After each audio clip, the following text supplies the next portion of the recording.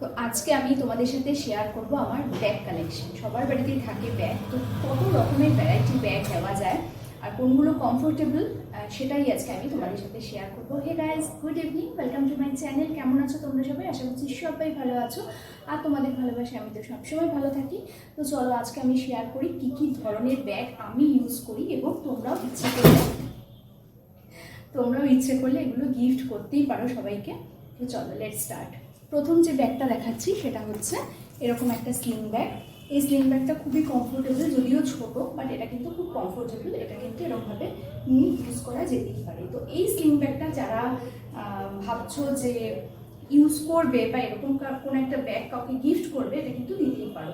ছোটোখাটো জায়গায় যাওয়ার জন্য, কাছাকাছি জায়গায় যাওয়ার জন্য, খুব বেশি জিনিস যদি নিতে না হয় তাহলে কিন্তু এটা ভীষণই ভালো।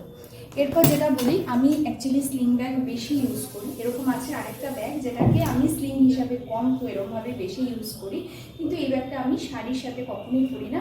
এটা অ্যাকচুয়ালি ওই কুর্তি ফুর্তি এগুলোর সাথে এই ব্যাগটা বেশি ভালো যায়। সো দ্যাটস ওয়াই আমি এই ব্যাগটা তখনই পরি। তো কেমন লাগছে এই ব্যাগটা নিয়ে আমাকে বলবে। আরেকটা সাজেশন তোমরা আমাকে দেবে, ব্যাগ কি আমার এরকম ডান দিকে না বাঁ দিকে নিলে বেশি ভালো লাগে, সেটাও বলবে। মানে এই ব্যাগটা না শাড়ির সাথে একেবারেই যায় না, এটা শাড়ির সাথে একদম যায় না। তো আমি অ্যাকচুয়ালি ব্যাগ বাঁ দিকে নিই, তো তোমরা আমাকে একটু সাজেস্ট করো কোনটা ভালো লাগে।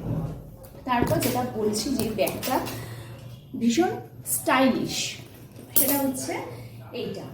এই ব্যাগটা আমাকে আমার একজন গিফট করেছে, খুব কাছের মানুষ। তো এই ব্যাগটা কিন্তু খুব স্টাইলিশ ব্যাগ। এটা কিন্তু এরকমভাবে হাতে নেওয়া যেতেই পারে। তোমরা জানো এই ব্যাগগুলো, এটা পুরোটাই লেদার, দেখেও বুঝতে পারছো, এটা নতুন করে বলার কিছু নেই, এটা পুরোটাই লেদারের ব্যাগ।